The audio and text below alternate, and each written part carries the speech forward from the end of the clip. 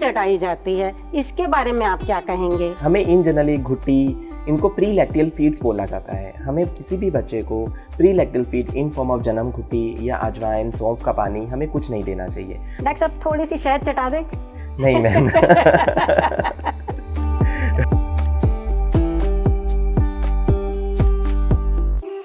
नमस्कार, आप सभी का स्वागत है डॉक्टर रीता बेदी क्लिनिक में। मैं doctor Rita Bedi, MS gynae.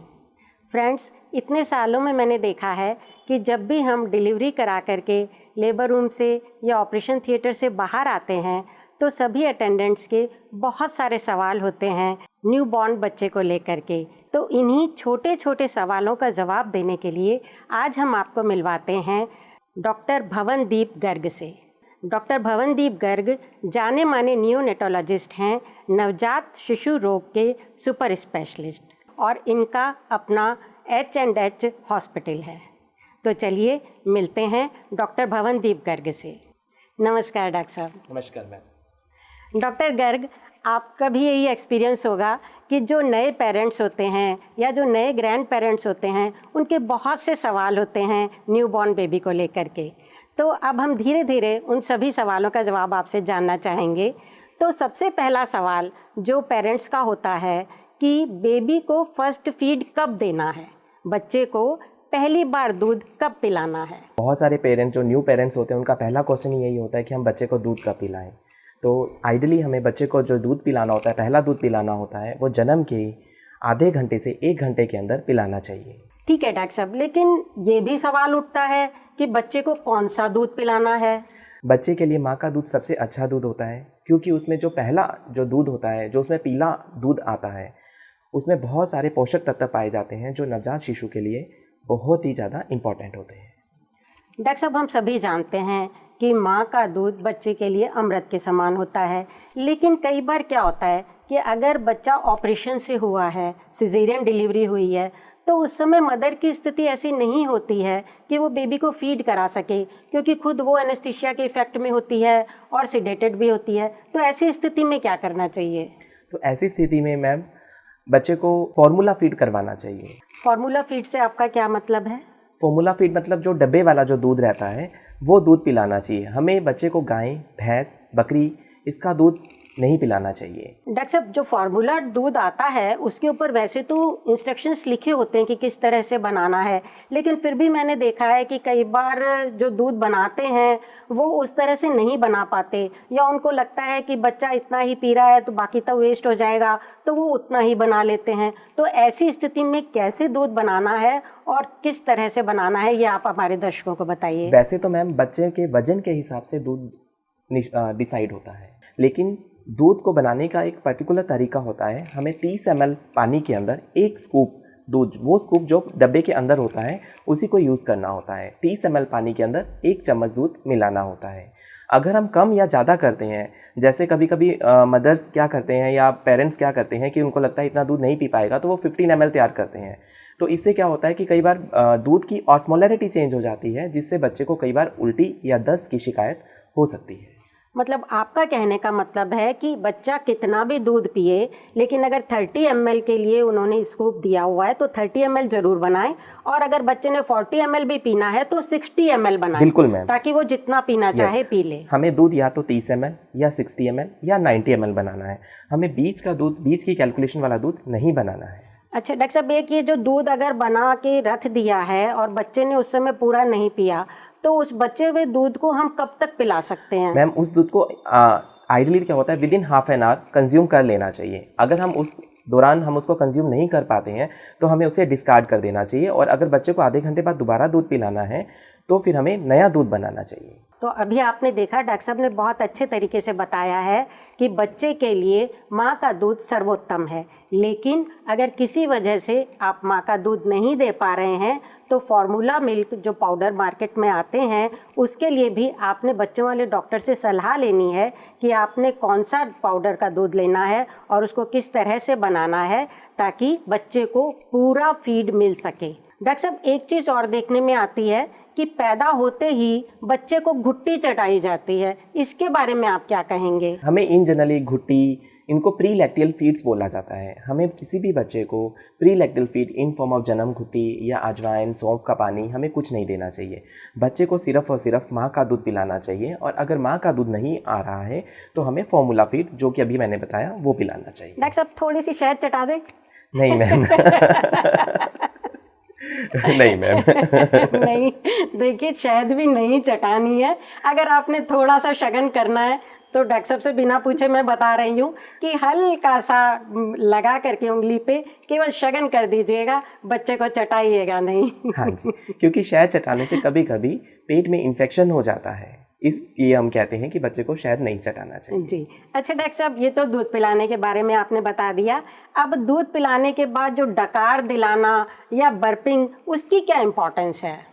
इसमें क्या रहता है मैम कि बच्चे को दूध पहली बात तो हमें हर 2-2 घंटे में पिलाना चाहिए, और जब हम दूध पिला रहे हैं तो दूध पिलाने के बाद डकार दिलाना बहुत ज़रूरी होता है, क्योंकि जब बच्चा दूध पीता है तो साथ साथ एयर भी बच्चे के पेट में चली जाती है, और अगर हम उसको डकार नहीं दिलाएंगे तो बच्चे को बाद में कॉलिक पेन होता है, जिसमें कई बार पेरेंट्स की कंप्लेन रहती है कि बच्चा शाम को बहुत ज़्यादा रोता है बिकॉज ऑफ एक्सेसिव एयर, मतलब बच्चे के पेट के अंदर बहुत सारी गैस इकट्ठी हो जाती है। इस कारण अगर हम बार बार हर दूध के बाद बच्चे को डकार दिलाते हैं तो वो गैस इकट्ठी नहीं हो पाती है और बच्चे को कॉलिक पेन से निजात मिलती है। ठीक है, तो अब आपने देखा कि बच्चे को दूध कौन सा पिलाना है, किस तरह से पिलाना है, और दूध पिलाने के बाद उसे डकार ज़रूर दिलाना है। डकार जैसे आप सभी को पता ही होगा, लेकिन मैं आपको बता दूं, डकार दिलाने के लिए बच्चे को कंधे पर लेना है और पीछे से थोड़ा पीठ थपथपानी है। बच्चा डकार लेगा तो आपको भी पता चल जाएगा कि उसने डकार लिया है। तो ये तो हुआ बच्चे के फीड को लेकर के जो क्वेरीज़ हैं। इसके अलावा भी अगर आपकी कोई क्वेरीज़ हैं तो आप हमें कमेंट बॉक्स में कमेंट करके बता सकते हैं। चलिए अब हम चलते हैं आगे दूसरे इशू पर। डॉक्टर साहब, अभी आपने बताया कि बच्चे को कौन सा दूध पिलाना है। अब अधिकतर अटेंडेंट्स पूछते हैं कि बच्चे को कितनी बार दूध पिलाना है, उसके लिए आप क्या बताएंगे? मैम वैसे तो क्या रहता है कि बच्चे को हम ऑन डिमांड फीड बोलते हैं कि बच्चा जब रोए तब बच्चे को दूध पिलाना चाहिए, लेकिन शुरुआती दिनों में बच्चे को हर 2-2 घंटे में दूध पिलाना चाहिए। अगर बच्चा सो रहा है तो बच्चे को जगा के उसको दूध पिलाना चाहिए। अच्छा डॉक्टर साहब, एक बात बताएं, कई बार पेशेंट्स होते हैं लेटे लेटे दूध पिला देते हैं, या बेबी को अपने ऊपर रख करके दूध पिला लेते हैं, कटोरी चम्मच से पिला लेते हैं, बॉटल से पिला लेते हैं। तो बच्चे को दूध पिलाने का सही तरीका क्या है? अगर बच्चा ब्रेस्ट फीड कर रहा है तो हमें बिल्कुल 180 डिग्री एंगल पे नहीं रखना चाहिए। बच्चे को एटलीस्ट या तो मदर पिल्लो लगा ले साथ में, या फिर बच्चे का जो सर है वो मदर अपनी बाजू पे रख के फिर दूध पिलाएं। एटलीस्ट उसमें 15 डिग्री का एंगल होना चाहिए। 180 डिग्री एंगल पे, बिल्कुल प्लेन एंगल पे नहीं रख के दूध पिलाना चाहिए। ठीक है, लेकिन अगर बेबी टॉप फीड पर है, मदर का फीड नहीं ले रहा, तो फिर उसे क्या कटोरी चम्मच से पिलाना चाहिए या बॉटल लगा सकते हैं? मैम हम प्रेफर तो कटोरी चम्मच ही करते हैं, क्योंकि उसमें इन्फेक्शन के चांसेस कम होते हैं, और बच्चे को अगर हम फॉर्मूला फीड करवा रहे हैं तो बच्चे को 30 to 60 डिग्री एंगल पे एटलीस्ट रख के दूध पिलाना चाहिए। आप अच्छी तरह से समझ लें, अगर आप बेबी को फीड करा रहे हैं, जो भी न्यूली मदर्स हैं, वो बेबी को ऊपर उठा लें और उसका सिर थोड़ा सा ऊपर करें। आप खुद भी नहीं झुकें, बेबी का सिर थोड़ा ऊपर कर लें और उसे फीड कराएं।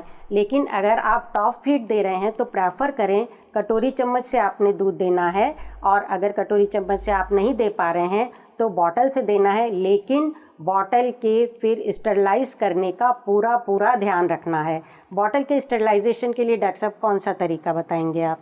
बॉटल के सभी पार्ट्स को अलग अलग करके उसको पानी में उबालना चाहिए जी। और ये हर बार होना चाहिए। ये नहीं होना चाहिए कि अगर बच्चा बॉटल फीड कर रहा है तो सुबह उबाल लिया और शाम को उबाल लिया। बच्चा जितनी बार भी फीड करता है तो फीड कराने से पहले बॉटल को पानी में उबालना चाहिए। बॉटल को हर बार उबाल करके फिर बच्चे को दूध देना है। आजकल मार्केट में कई स्टरलाइज़र भी, बॉटल स्टरलाइज़र भी आ रहे हैं, अगर आप चाहें तो वो भी परचेज कर सकते हैं। लेकिन अगर आपके पास वो नहीं है तो हर बार बॉटल को उबाल करके। डॉक्टर साहब, ऐसा भी है कि कितनी देर बॉटल को उबालना है? मैम कम से कम हमें 10 से 15 मिनट तक बॉटल को पानी में उबालना चाहिए। ठीक है, तो 10 से 15 मिनट बॉटल को पानी में उबाल करके फिर ही आपने बेबी को फीड देना है। एक और भी बताइए, बेबी को कितना गर्म फीड देना है अगर टॉप फीड दे रहे हैं तो? मैम उसके लिए क्या है, जब बेबी का हमने फीड दूध बनाया, बेबी के लिए दूध जो बनाना होता है उसमें पानी ल्यूकवार्म यूज़ करना होता है, ना ज़्यादा ठंडा ना ज़्यादा गर्म। और जब दूध पिलाने से पहले उसकी एक ड्रॉप अपने बैक ऑफ द हैंड पे रख के देख लीजिए। अगर वो आपको लगे कि हल्का गर्म है तो ही बच्चे को दूध पिलाएं। अगर आप बच्चे को बहुत ज़्यादा गर्म दूध पिलाएंगे या बहुत ज़्यादा ठंडा दूध पिलाएंगे तो बच्चे को दिक्कत आ सकती है। जैसे अगर बच्चे को गर्म दूध पिलाएंगे तो बच्चे के मुंह में छाले हो सकते हैं, और बच्चे को बहुत ठंडा दूध पिलाएंगे तो बच्चा उल्टी कर सकता है। तो ये तो हुआ कि बच्चे को कब दूध पिलाना चाहिए, किस तरह से पिलाना चाहिए, कौन सा पिलाना चाहिए। अब आते हैं हम दूसरे इश्यू पर। डॉक्टर साहब, दूसरी चीज़ जो अटेंडेंट्स हमेशा पूछते हैं कि बच्चे को कब नहलाना है, क्योंकि मुझे इतने साल हो गए प्रैक्टिस करते हुए, मेरे देखते देखते शुरू में जब हम डिलीवरी करा कर आते थे तो बेबी को उसी समय या दूसरे दिन नहला दिया जाता था, लेकिन अब आप लोग कहते हैं कि बेबी को इतनी जल्दी नहीं नहलाना चाहिए। तो आप हमें बताएं कि बेबी को फर्स्ट बाथ कब देना चाहिए, पहली बार बच्चे को कब नहलाना है। बिल्कुल सही कहा मैम। अभी प्रैक्टिस थोड़ी सी चेंज हो गई है। अब बच्चे को जो नहलाने का टाइम है 48 से 72 घंटे के बाद का है। ऐसा इसलिए है क्योंकि जब बच्चा बोर्न होता है तो उसके ऊपर जो सफ़ेद रंग का मटेरियल होता है, जिसको हम मेडिकल लैंग्वेज में वर्निक्स कैजियोसा बोलते हैं, ये बच्चे का टेम्परेचर को मेंटेन करने में सहायक होती है। अगर हम इमीडिएटली बच्चे को वर्निक्स कैजियोसा जो निकाल देते हैं या बच्चे को नहलाते हैं तो वो सफ़ेद रंग की झिल्ली है जो सारी उतर जाती है, तो बच्चे का टेम्परेचर कम हो सकता है, जिसे हम हाइपोथर्मिया कहते हैं। तो उसके अपने अलग नुकसान हैं। इसलिए हम ये कहते हैं कि बच्चे को एटलीस्ट 48 से 72 घंटे के बाद ही फर्स्ट बाथ करवाना चाहिए। ठीक है डॉक्टर साहब, ये आपने बहुत अच्छी बात बताई, क्योंकि अब आजकल यही होता है, जो नानियाँ दादियाँ हैं वो यही कहती हैं कि हमारे समय में तो बच्चे को उसी समय नहलाते थे, अब यहाँ पर स्टाफ क्यों नहीं नहला रहा है। तो आप भी समझ लीजिए कि बच्चे को शुरू के 2-3 दिन नहीं नहलाना है। अच्छा डॉक्टर साहब, एक चीज़ और फिर आती है कि बच्चे को नहलाने में कौन सा साबुन, शैम्पू, तेल कौन सा काम में लेना है। मैम, बच्चे को नहलाने के लिए हमें लो पीएच सोप यूज़ करना चाहिए। और तेल के लिए अगर हम बात करें तो सबसे बेस्ट तेल नारियल का तेल, या फिर हम कहते हैं कि ऑलिव ऑयल, जैतून का तेल, ये यूज़ करना चाहिए। बच्चे को क्या टैल्कम पाउडर लगा सकते हैं? नहीं मैम, हमें 6 महीने तक बच्चे को टैल्कम पाउडर यूज़ नहीं करना चाहिए, क्योंकि टैल्कम पाउडर कई बार वहाँ पे डिपॉजिट हो जाता है स्किन क्रीजेस के अंदर, और वहाँ पे रैशेज होने के चांसेस हो जाते हैं। अच्छा, एक चीज़ और बताइए, क्लियर कर दीजिए डॉक्टर साहब, कि अधिकतर दादियाँ, नानियाँ वो बच्चे को खूब सारा काजल लगाती हैं आँखों में या सुरमा लगा देती हैं, तो क्या वो लगाना ठीक है? हमें बच्चे को काजल 6 महीने तक नहीं लगाना चाहिए। सिर्फ इसलिए नहीं लगाना चाहिए क्योंकि बच्चे की आंखों में इन्फेक्शन होने का खतरा रहता है। तो आप भी अच्छी तरह से समझ लीजिए, बच्चे की आंखों में काजल या सुरमा नहीं लगाना है, ठीक है। उससे बच्चे की आंखें बड़ी नहीं होती हैं, उल्टा उससे इन्फेक्शन का खतरा बढ़ जाता है। अच्छा डॉक्टर साहब, एक आप बताएं कि जो बच्चे का नाड़ुआ होता है, जो कॉर्ड का जो पार्ट होता है कॉर्ड कट करने के बाद, उसकी केयर कैसे करनी चाहिए, क्योंकि अधिकतर हमने देखा है कि जो अटेंडेंट होते हैं वो उस पर घी लगा देते हैं या कोई चिकनाई लगा देते हैं, मक्खन लगा देते हैं, तो क्या ऐसा करना चाहिए? बिल्कुल नहीं करना चाहिए मैम। हमें बच्चे का जो नाड़ुआ होता है वो बिल्कुल ड्राई रखना चाहिए। अगर हम बच्चे को नहला रहे हैं, नहलाने के बाद बिल्कुल उसको सूखा रखना चाहिए। उसके ऊपर घी, तेल या कोई चिकनाई वाला मटेरियल नहीं लगाना चाहिए। ठीक है डॉक्टर साहब। और जैसे कई बार डॉक्टर ही प्रिस्क्राइब कर देते हैं या अटेंडेंट ही अपने आप कोई एंटीसेप्टिक पाउडर लगा देते हैं, क्या वो भी लगाना चाहिए? मैम, एंटीसेप्टिक पाउडर नहीं यूज़ करना चाहिए। अगर हमें कभी यूज़ करना पड़े, अगर हमें लगे कि उसके आसपास का एरिया रेड हो रहा है या वहाँ से थोड़ा सा स्मेल आ रहा है, तो हम वहाँ पे एंटीसेप्टिक क्रीम यूज़ कर सकते हैं।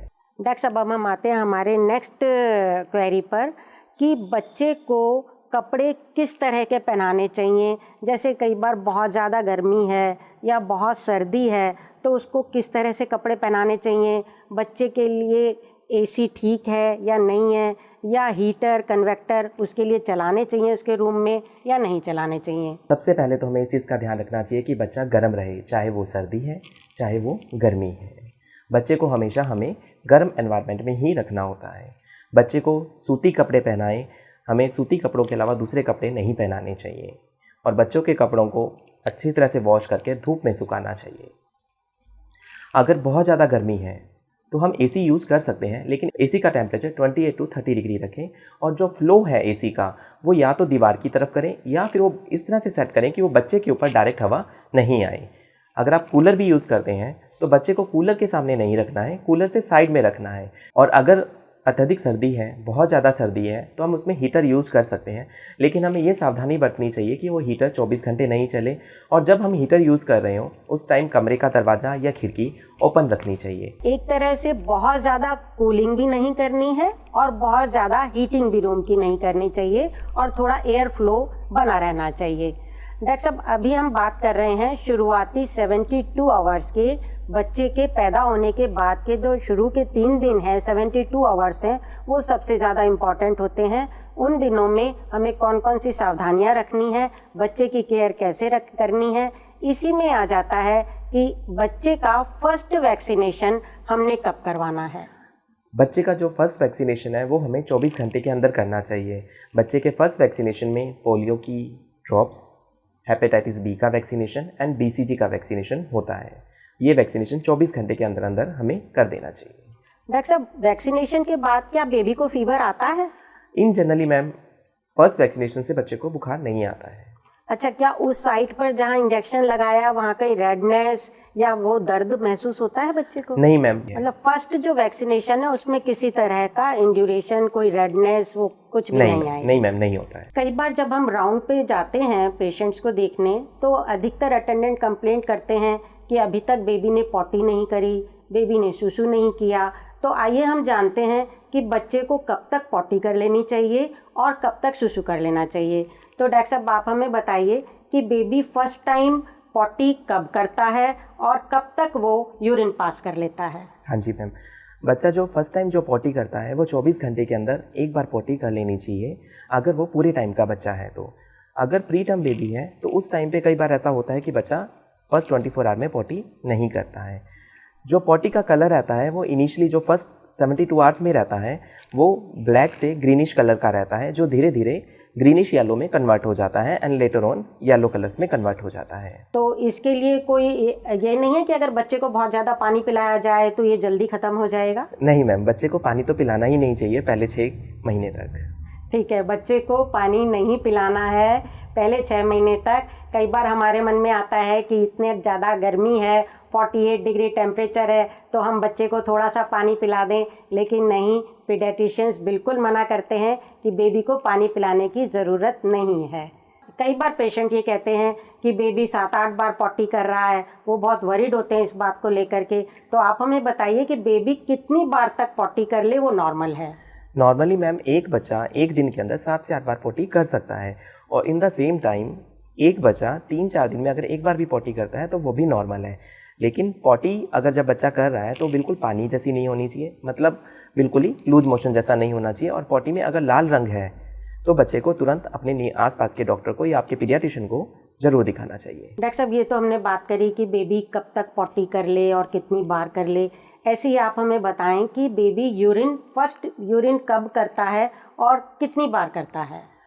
फर्स्ट यूरिन वैसे तो 48 आवर्स के अंदर कर लेना चाहिए। हम 48 आवर्स सिर्फ इसीलिए कहते हैं कि कई बार बच्चा बर्थ के टाइम पे यूरिन कर लेता है और वो नोटिस नहीं हो पाता, तो इसीलिए हम कहते हैं कि बच्चे को फर्स्ट 48 आवर्स में यूरिन कर लेना चाहिए। और दिन में बच्चा कितनी बार यूरिन पास कर लेता है? मैम, फर्स्ट 72 आवर्स में तो बच्चा शुरुआती टाइम में यूरिन थोड़ा कम करता है, पर हम एवरेज के लिए कहें तो बच्चे को एक दिन के अंदर 10 से 12 बार यूरिन होना चाहिए। कई बार हमने देखा है कि बच्चा यूरिन पास करते समय रोता है, वो क्यों रोता है?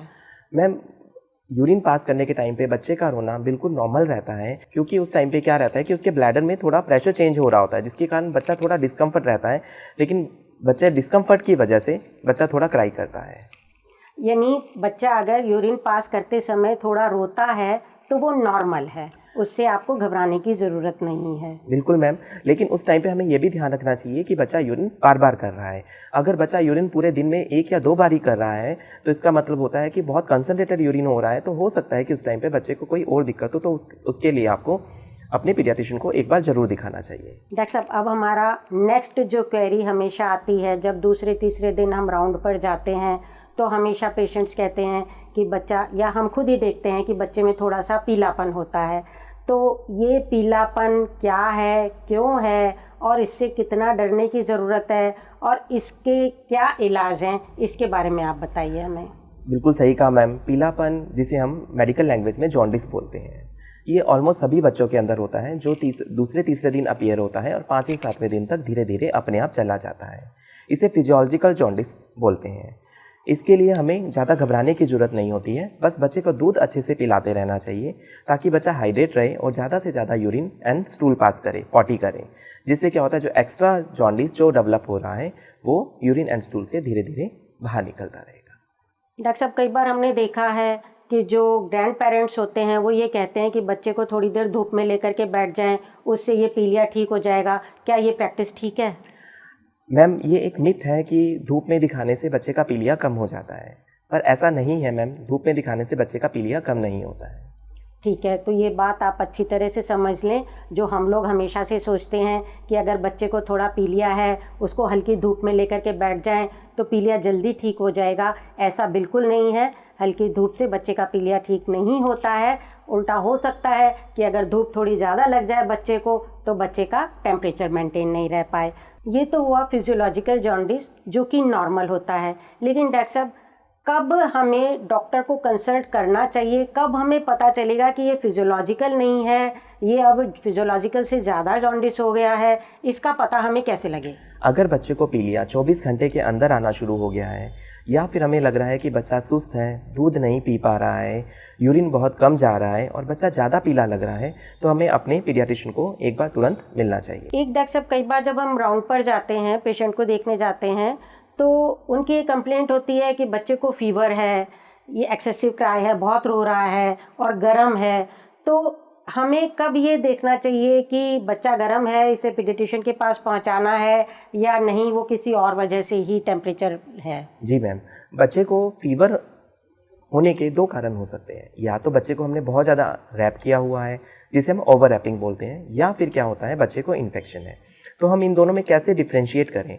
अगर हम बच्चे को अनरैप कर दें और अनरैप करने के बाद अगर आधे घंटे के बाद उसका टेम्परेचर चेक करते हैं, अगर बच्चे का टेम्परेचर पहले के मुकाबले थोड़ा कम हो जाता है तो इसका मतलब है कि बच्चे को बुखार नहीं है, वो जो टेम्परेचर आ रहा है just because of the over wrapping की वजह से आ रहा है। लेकिन बच्चे को अनरैप करने के बाद भी टेम्परेचर कम होने की बजाय बढ़ रहा है तो इसका मतलब है कि बच्चे को एक्चुअली बुखार है और हमें बच्चे को तुरंत डॉक्टर को दिखाना चाहिए। तो डॉक्टर साहब, बच्चे को तो एक तो वैसे ही बुखार है और ऊपर से हम उसके कपड़े उतार दें तो उसको ठंड नहीं लगने लग जाएगी? नहीं मैम, कई बार क्या होता है कि बच्चे को हम ओवर रैपिंग कर देते हैं तो जिसकी वजह से जो हीट जनरेट होती है जिससे बच्चा ज़्यादा गर्म लगने लग जाता है। तो बच्चे को अनरैप करने के बाद अगर बच्चे का टेम्परेचर डाउन हो रहा है और वो नॉर्मल हो रहा है, पर डॉक्टर साहब अनरैप करते हुए हमें डर तो लगेगा ना? तो उस टाइम पे मैम हमें एसी या कूलर की हवा डायरेक्ट उसके ऊपर नहीं पड़नी चाहिए।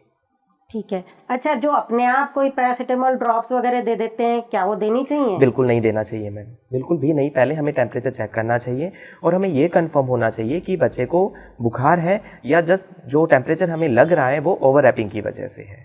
तो अब आप देखें कि बच्चे को अपने आप किसी भी तरह की ड्रॉप्स कि किसी ने बता दी या घर पे पड़ी है आपने दे दी, ऐसा नहीं करना है। चाहे वो उल्टी की ड्रॉप्स हो, चाहे बुखार की हो, पेट दर्द की हो, बिना डॉक्टर को कंसल्ट किए आपने बच्चे को कोई भी मेडिसिन नहीं देनी है, क्योंकि बच्चे की मेडिसिन हमेशा उसके वेट के हिसाब से होती है, उसकी कैलकुलेट होती है, फिर आपको बताया जाता है कितनी ड्रॉप्स देनी। और कई बार तो उसका जो वो सॉल्यूशन होता है उसका एक टाइम पीरियड होता है कि उतने टाइम के अंदर ही आपने देनी है। इसलिए अगर घर में कोई भी पड़ी है दवाई बच्चे की तो ऐसे ही अपनी मर्ज़ी से आपने वो दवाई बच्चे को नहीं देनी है।